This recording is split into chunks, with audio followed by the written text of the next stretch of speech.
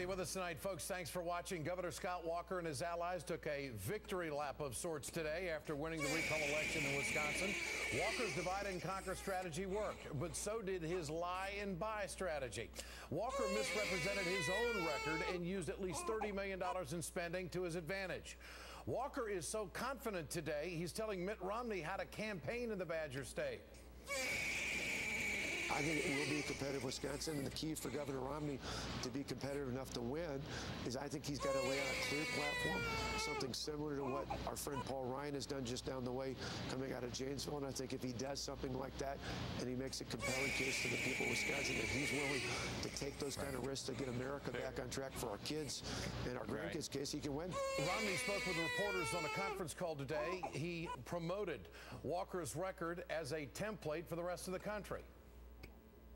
The vote that we saw last night in Wisconsin said that people in what many have considered a blue state, it hasn't voted for Republican for president since 1984. A blue state said we've seen a conservative governor. He cut back on the scale of government and has held down taxes and stood up to the public sector unions. And we want more of that, not less of it. Virginia Governor Bob McDonnell went on MSNBC to gloat about the so-called success of Walker's reforms.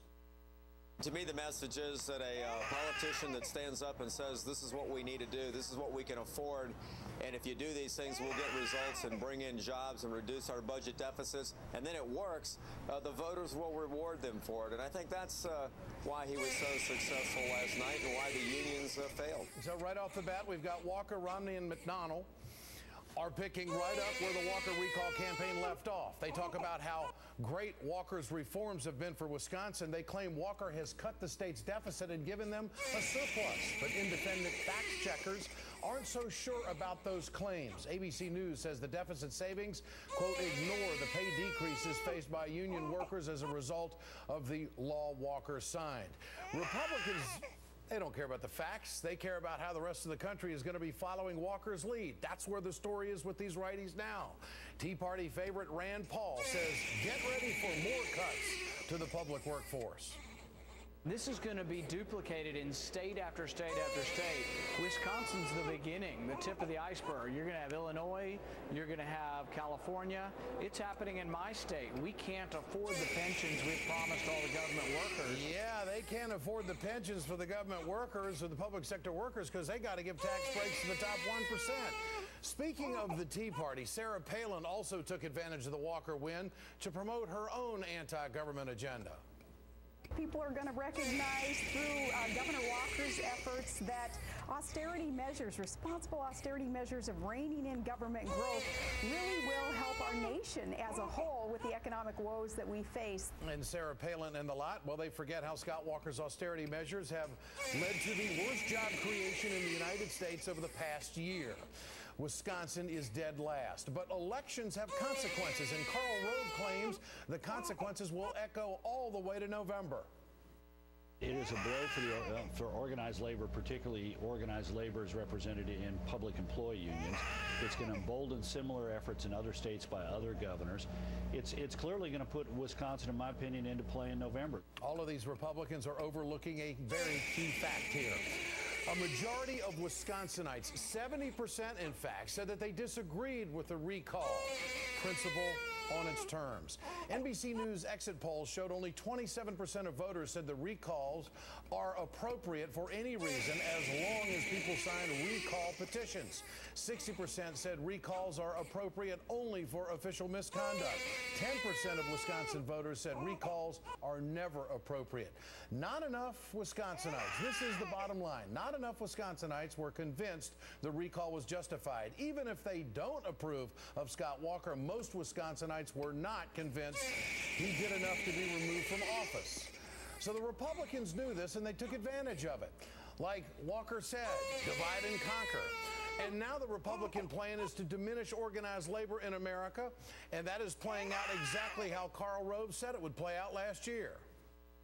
They lost 612,000 union members in 2010 alone. Now, think about it. Every one of those 602,000 people had literally perhaps several $100s worth of union dues going into the political coffers of their union to spend on politics. So, yeah, you keep having a couple 100,000 people each year, 500,000 people leave the labor union movement every year, and pretty soon you start having crimp in the political budgets of these unions. It has a direct effect on the presidential budget. So you get the reason why Wisconsin is so important. The plan is working, and the proof is in the numbers. Take a look at how AFSCME membership in Wisconsin dropped after the Walker Law took effect. This is the second largest union in the state, and it lost more than half its members. I guess you could put up the banner now. Mission accomplished. Folks, there's no way around the reality of what happened in the state of Wisconsin yesterday. You can't put and you can't buy enough lipstick to put on this political pig for the Democrats. Republicans figured out how to chip away at unions. It hurts the Democratic Party and squeezes the working class, no doubt about it. It happened in Wisconsin, and Citizens United makes it likely it's going to happen again. You will never convince me that the outcome of this election would have been the same if the money was equal or near equal on both sides. I'll have a lot more on this later in the broadcast. Get your cell phones out. I want to know what you think. Tonight's question, will Walker's win affect the future of the middle class? Text A for yes, text B for no to 622-639. You can always go to our blog at ed.msnbc.com. We'll bring you the results later on in the show. Now, joining me tonight, John Nichols, Washington correspondent of The Nation magazine and author of the book Uprising. All right, John, let's dig into these numbers a little bit. 70% of the state residents did not think that the recall was completely justified. And if you go back to the fundraising that Walker was doing early on, I remember an ad he took out way back in November that really put it, I thought, the nail on the head. He had went after the opponent, went after the people who were going for the recall, and he put this ad together. Here it is. I'm not big on recalls, and I think that at this point, in my opinion, and I'm only speaking from the eye, it feels a little like sour grapes. It's, you know, we didn't get our way, and so we want to change the outcome. The person that I'm going to stand behind and that is going to get my vote is the man or the woman that says what they mean and means what they say, and it's not about being popular. You know, it's not about getting the votes. This is what's right. I mean, Scott Walker said from the beginning, I'm going to do what's right for Wisconsin, and he did. He did. So the bottom line here is, early on, you had Scott Walker's campaign smart enough to tell the folks of Wisconsin, hey, this is bogus. And he planted that seed early on. Your thoughts, John?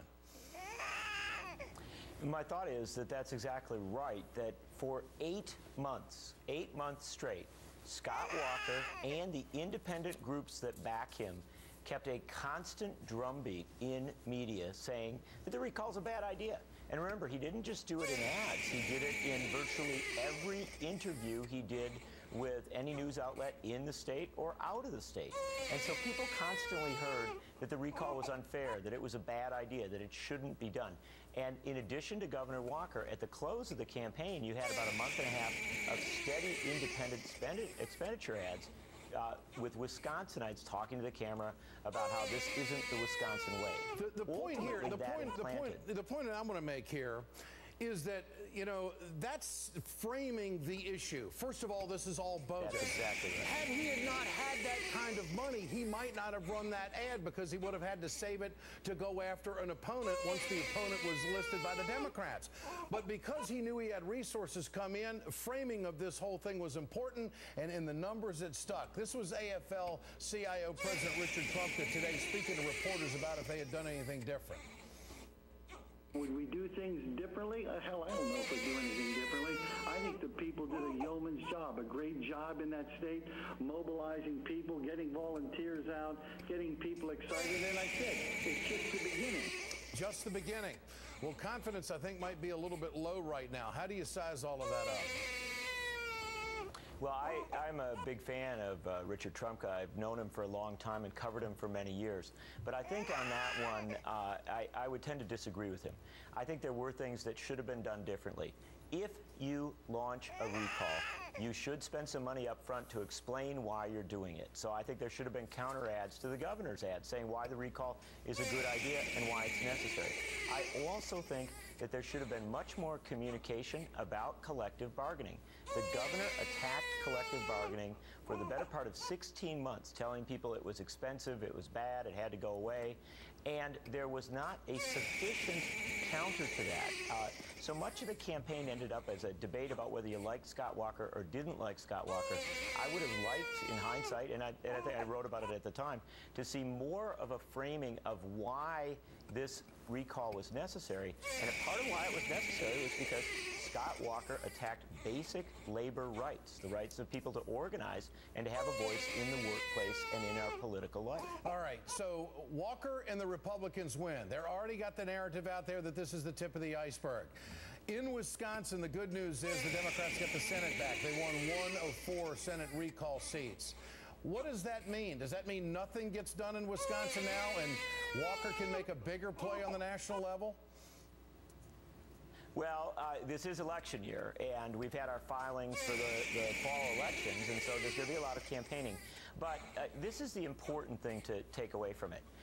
For all of the talk and all of the spin, and certainly accepting the reality that the governor won his victory last night, the Democratic Party is in a stronger position in Wisconsin than it has been at any point since 2010, in the sense that for the first time, it can stop the governor from advancing an initiative in a special session of the legislature.